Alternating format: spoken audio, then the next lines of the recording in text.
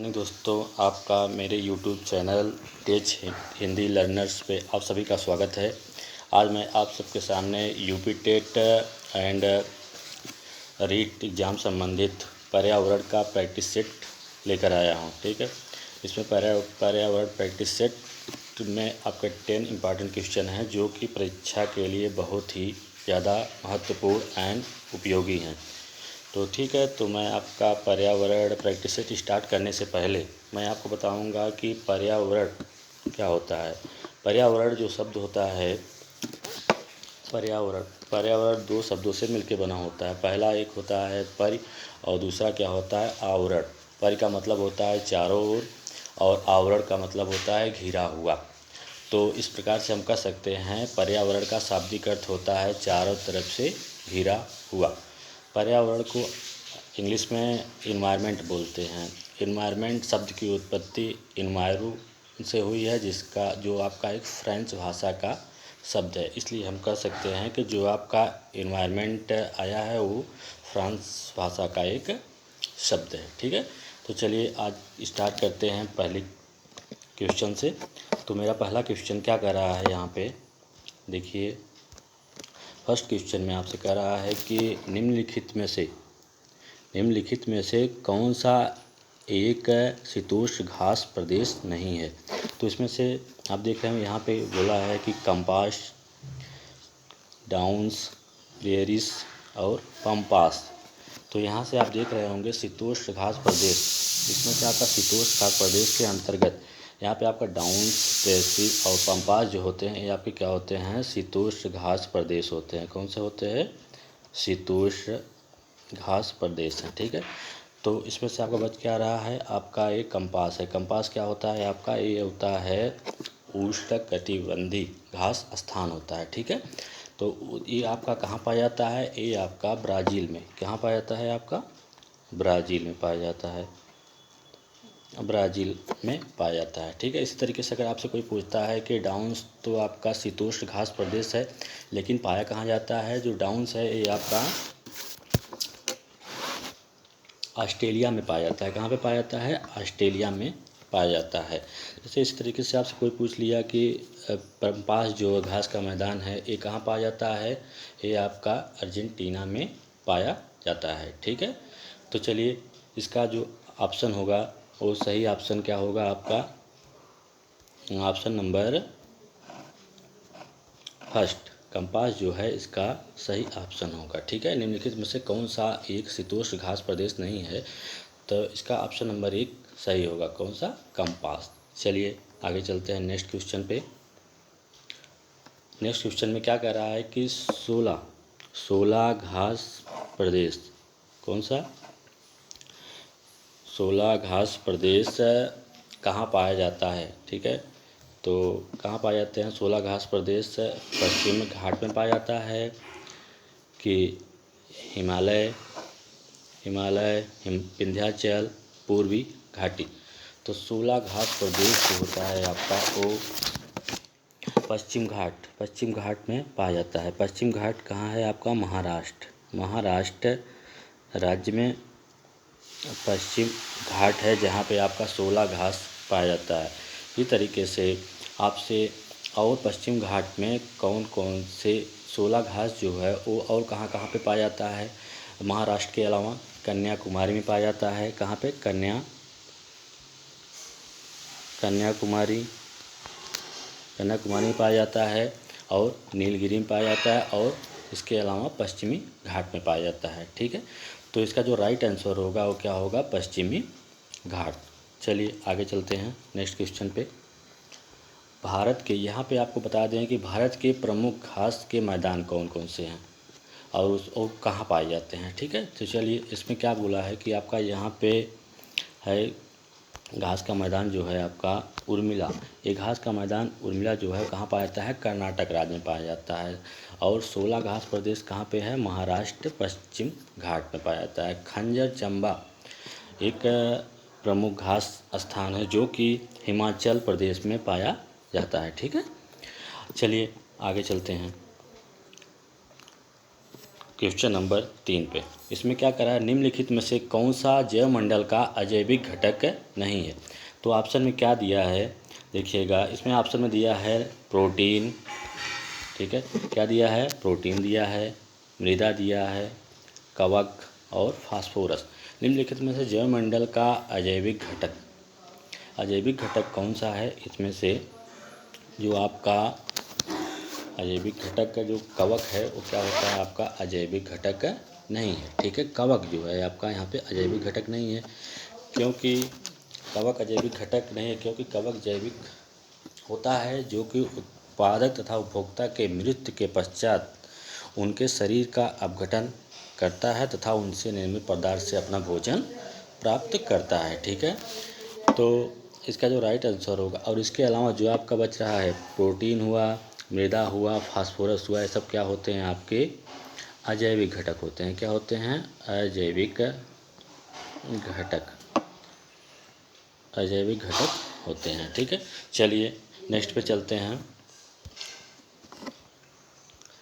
Next question क्या पूछ रहा है, इसमें कह रहा है कि पारिस्थितिकी तंत्र में ऊर्जा का प्रमुख स्रोत क्या होता है। पारिस्थितिकी तंत्र में ऊर्जा का प्रमुख स्रोत क्या है, एटीपी, सूर्य प्रकाश, डीएनए की आरएनए।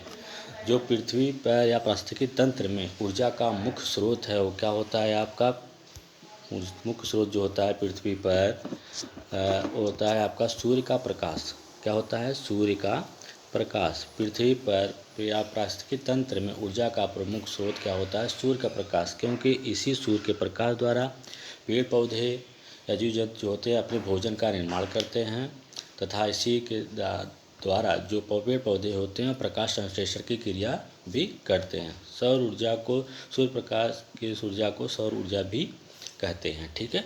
तो इसका जो राइट आंसर होगा वो क्या होगा, सूर्य का प्रकाश। चलिए आगे चलते हैं नेक्स्ट क्वेश्चन पे। नेक्स्ट क्वेश्चन पे जाने से पहले कुछ बातें हैं, इसको भी आप जान लीजिए कि क्या होता है। इकोलॉजी शब्द का जो इकोलॉजी आपका शब्द है उस शब्द का सर्वप्रथम बार प्रयोग किसने किया था। इकोलॉजी जो शब्द है, इकोलॉजी शब्द का सर्वप्रथम प्रयोग किसने किया था, अर्नेस्ट हैकेल ने किया था। कब किया था, ये आपका 1986 में किया था, ठीक है। 1986 में आपका इकोलॉजी शब्द का सर्वप्रथम बार प्रयोग किया गया था, और किसके द्वारा किया गया था, अर्नेस्ट हैकेल के द्वारा किया गया था। सेकंड पॉइंट क्या कह रहा है, पारिस्थितिकी तंत्र के जनक, अगर आपसे क्वेश्चन पूछ लेता है कि पारिस्थितिकी तंत्र जो है उसके जनक कौन है, तो आप क्या बताएंगे, एजी टांसले थे। एजी टांसले ने पारिस्थितिकी तंत्र का जनक माना था। इन्होंने कब इसको बनाया था, 1935 में, ठीक है, ओके। चलिए आगे चलते हैं नेक्स्ट पे। यहाँ पे आपका क्वेश्चन नंबर 5 आ गया है, जिसमें आपसे क्या पूछा है कि जब एक जीव लाभ लेता है बगैर दूसरे जीव को प्रभावित किए तो क्या कहते हैं। चलिए ऑप्शन में क्या दे रखा है आपको, यहाँ आप देखेंगे ऑप्शन में दिया है कि परजीवी, सहजीवी, मृतोपजीवी और सहभोजी। तो चलिए इसमें से जो आपका राइट आंसर है वो आपका क्या है, आपका सहभोजी। सहभोजी क्या होता है, ये सहभोजी जान लीजिए इसके बारे में। सहभोजी जब दो जीव एक साथ काम करते हैं लेकिन पहला जीव दूसरे को बिना कोई हानि पहुंचाए अपना लाभ लेता है तो उसे क्या कहते हैं, सहभोजी की संज्ञा देते हैं। तो इसका जो राइट आंसर होगा आपका क्या होगा, वो होगा आपका सहभोजी होगा। क्या होगा, सहभोजी होगा। चलिए इसमें क्या पूछा था एक बार फिर देख लेते हैं। जब एक जीव लाभ लेता है बगैर दूसरे जीव को प्रभावित किए तो इसे क्या कहा जाता है, क्या कहलाता है, तो ये क्या कहलाता है, आपका सहजीवी कहलाता है। क्या कहलाता है, सहजीवी कहलाता है।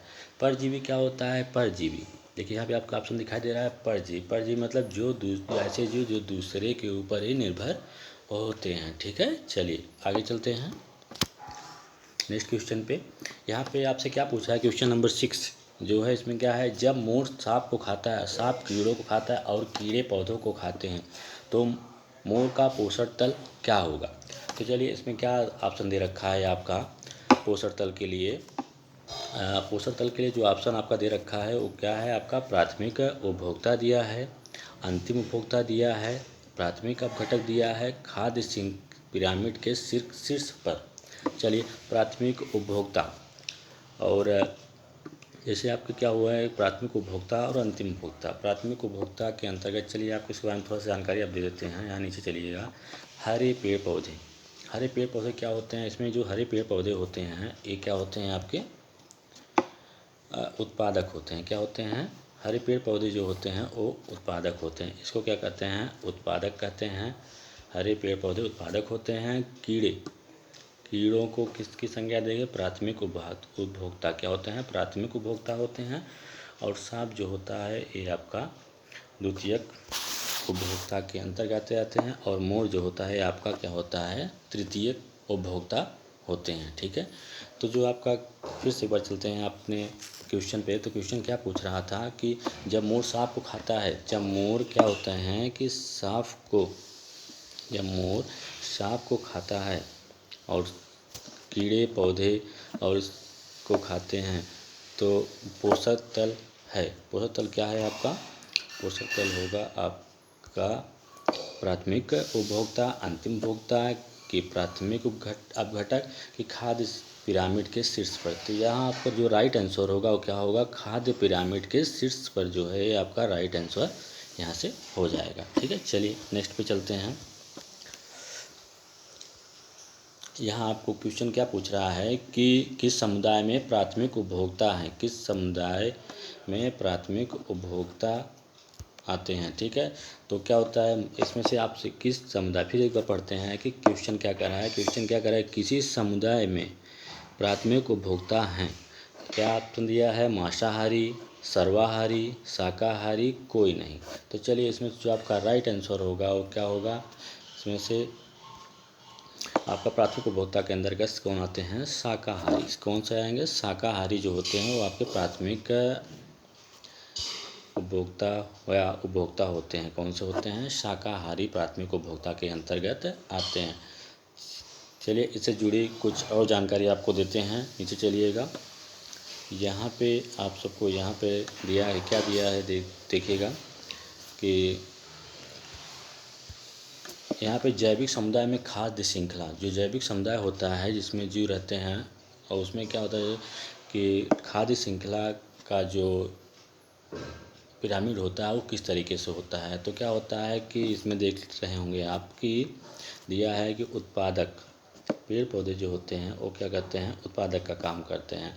और शाकाहारी जो होते हैं, इसमें जो होते हैं शाकाहारी जो होते हैं वो प्राथमिक क्या होते हैं, आपके शाकाहारी आपके प्राथमिक उपभोक्ता होते हैं। क्या होते हैं, प्राथमिक उपभोक्ता होते हैं। ठीक है, प्राथमिक उपभोक्ता होते हैं। और जो आपके मांसाहारी होते हैं ये होते हैं आपके द्वितीयक उपभोक्ता कहलाते हैं। क्या कहलाते हैं, द्वितीयक उपभोक्ता कहलाते हैं। ठीक है, चलिए आगे चलते हैं। हमारे पर्यावरण में किस गैस का सांद्रण सबसे अधिक होता है। क्या फिर से एक बार पढ़ेंगे कि क्वेश्चन क्या कर रहा है कि हमारे पर्यावरण में किस गैस का सांद्रण सबसे अधिक है। तो ऑप्शन में क्या दे रखा है, ऑक्सीजन, कार्बन डाइऑक्साइड, हाइड्रोजन और नाइट्रोजन। ठीक है, तो इसमें से जो आपका राइट आंसर होगा वो क्या होगा, हमारे पर्यावरण में किस गैस का सांद्रण अधिक होता है। नाइट्रोजन जो गैस होती है इसका सांद्रण हमारे पर्यावरण में सबसे अधिक होता है। क्या कहते हैं नाइट्रोजन बारे में थोड़ा सुन लीजिए। क्या कहते हैं कि नाइट्रोजन जो होता है, नाइट्रोजन जब मनुष्य जो ऑक्सीजन लेता है, नाइट्रोजन की मात्रा सबसे ज़्यादा होती है। ऑक्सीजन जब आदमी लेता है तो श्वसन में फेफड़ा जो होता है उसमें ऑक्सीजन के साथ नाइट्रोजन भी जाता है, लेकिन नाइट्रोजन को फिर दोबारा वो रिटर्न कर देता है। ठीक है, जो पेड़ पौधे जो होते हैं वो नाइट्रोजन को डायरेक्ट ग्रहण नहीं कर पाते हैं। तो जो पेड़ पौधे होते हैं उनकी जड़ों में कुछ कवक तथा जीवाणु पाए जाते हैं जो कि नाइट्रोजन का घटक करते हैं और पौधों के लिए उसका उपयोगी या ऊर्जा प्रदान करते हैं। ठीक है, तो इसका जो आपका राइट आंसर होगा, हमारे पर्यावरण में किस गैस का सांद्रण सबसे अधिक है, तो इसका राइट आंसर है आपका नाइट्रोजन। चलिए नेक्स्ट क्वेश्चन पे चलते हैं। नेक्स्ट क्वेश्चन क्या है, कौन, देखिए क्या कह रहा है नेक्स्ट क्वेश्चन में, देखिए एक बार पढ़िएगा नेक्स्ट क्वेश्चन, फिर से एक बार पढ़िएगा। क्या कहता है कि कौन जीवी कारक हैं। ठीक है, कौन से जीवी कारक हैं। नंबर 1 क्या है, पेड़ पौधे। नंबर 2 सूक्ष्म जीव। नंबर 3 जंतु। और 4 क्या है, चट्टान। जीवी कारक। ये सबसे पहले आपको ये जानना होगा कि जो जीवी कारक होते हैं तो भाई होता क्या है जीवी कारक। देखिए जीवी कारक जो होते हैं क्या होते हैं, जीवी कारक। चलिए सबसे पहले आपको बताते हैं जीवी कारक क्या होते हैं। जीवी कारक वे होते हैं जो जीवन की जैविक क्रियाएं करते हैं। जैसे जैविक क्रियाएं क्या होती हैं, जैविक क्रियाओं में आपका आता है शोषण, निषेचन, उत्सर्जन आदि। ये जो होती हैं जैविक क्रियाएं होती हैं। तो जीवी कारक होते हैं जो इस प्रकार की क्रियाएं कर पाते हैं। तो उसमें से आपके जीवी कारक में आपके आते हैं पेड़ पौधे आते हैं, सूक्ष्म जीव आते हैं और जंतु आता है।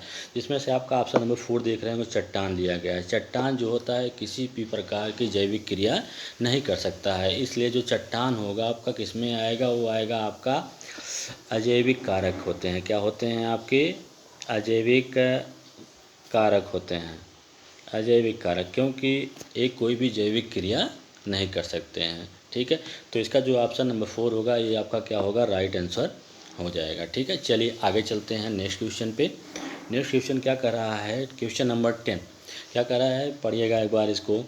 निम्नलिखित क्या कर रहा है, निम्नलिखित में से पृथ्वी पर कौन सा पारिस्थितिकी तंत्र सबसे बड़ा पारिस्थितिकी तंत्र है। ठीक है, पारिस्थितिकी तंत्र, तभी आपको मैंने बताया कि पारिस्थितिकी तंत्र की संरचना, पारिस्थितिकी तंत्र की जो संरचना है किसने दिया था, AP टांसले ने दिया था। और किस सन में दिया था, 1933 में दिया था। ठीक है, आगे चलते हैं। क्या है क्वेश्चन, क्या पूछ रहा है आप देखिएगा क्वेश्चन में, फिर से एक बार देखिए। निम्नलिखित में से पृथ्वी पर कौन सा पारिस्थितिकी तंत्र सबसे बड़ा है। ठीक है, तो ऑप्शन क्या दे रखा है, रेगिस्तान, वन, कृषि भूमि, समुद्र। तो इसमें से जो आपका पारिस्थितिकी तंत्र सबसे बड़ा होगा और आपका राइट आंसर है आपका समुद्र होगा। समुद्र जो इसका राइट आंसर हो जाएगा। ठीक है, तो चलिए आगे चलते हैं नेक्स्ट क्वेश्चन पे। नेक्स्ट क्वेश्चन क्या पूछ रहा है कि क्वेश्चन नंबर नेक्स्ट कौन सा है, 11 नंबर का क्वेश्चन है। तो इसमें से आपसे क्या पूछ रहा है एक बार देखिएगा। इनमें से कौन मानव पर्यावरण का घटक नहीं है। ठीक है, मानव पर्यावरण का घटक नहीं है। ठीक है, ऑप्शन क्या दे रखा है, भूमि, धर्म, समुदाय, परिवार। ठीक है, तो इसमें से मानव पर्यावरण का घटक कौन सा नहीं होगा, मानव पर्यावरण घटक आपका इसमें से भूमि नहीं होगा। भूमि, देखिए अब आपसे पूछता है कि आपसे ये पूछ रहा है यहाँ पे मानव पर्यावरण घटक। देखिए मानव पर्यावरण घटक के अंतर्गत क्या आता है आपका, मानव पर्यावरण घटक के अंदर आपका धर्म आ जाएगा, समुदाय आ जाएगा और आपका परिवार आ जाएगा। ठीक है, ये सब क्या होते हैं, ये सब होते हैं मानव पर्यावरण घटक होते हैं। जिसमें से आप यहाँ देख रहे होंगे कि धर्म हुआ, समुदाय हुआ, परिवार हुआ, ये सब क्या होते हैं, मानव पर्यावरण घटक होते हैं। जिसमें से आपका जो भूमि, यहाँ पे जो ऑप्शन नंबर 1 है जिसमें आप लिख रखा है भूमि, भूमि क्या होता है, मानव पर्यावरण नहीं होता है बल्कि क्या होता है, प्राकृतिक पर्यावरण होते हैं। भूमि के अलावा कौन कौन से प्राकृतिक पर्यावरण होते हैं, वायु होता है, पेड़ होता है, जीव जंतु होते हैं। ठीक है, ये सब क्या होते हैं आपके प्राकृतिक पर्यावरण होते हैं। तो जो इस क्वेश्चन का आपका राइट आंसर होगा वो क्या होगा, आपका राइट आंसर इसका जो होगा आपका वो क्या होगा, राइट आंसर आपका इसका, फिर से एक बार पढ़ते हैं इस क्वेश्चन को देखिएगा। इनमें से कौन मानव पर्यावरण का घटक नहीं है, तो जो इसका राइट आंसर होगा वो आपका राइट आंसर क्या दे रखा है आपका भूमि, जो आपका इसका है जो भूमि है वो आपका इसका राइट आंसर हो जाएगा। ठीक है, थैंक यू, धन्यवाद। आप सबको मेरा क्लास कैसा लगा, अगर आप सबको मेरा क्लास अच्छा लगे तो प्लीज़ लाइक एंड सब्सक्राइब करिएगा। ठीक है, थैंक यू।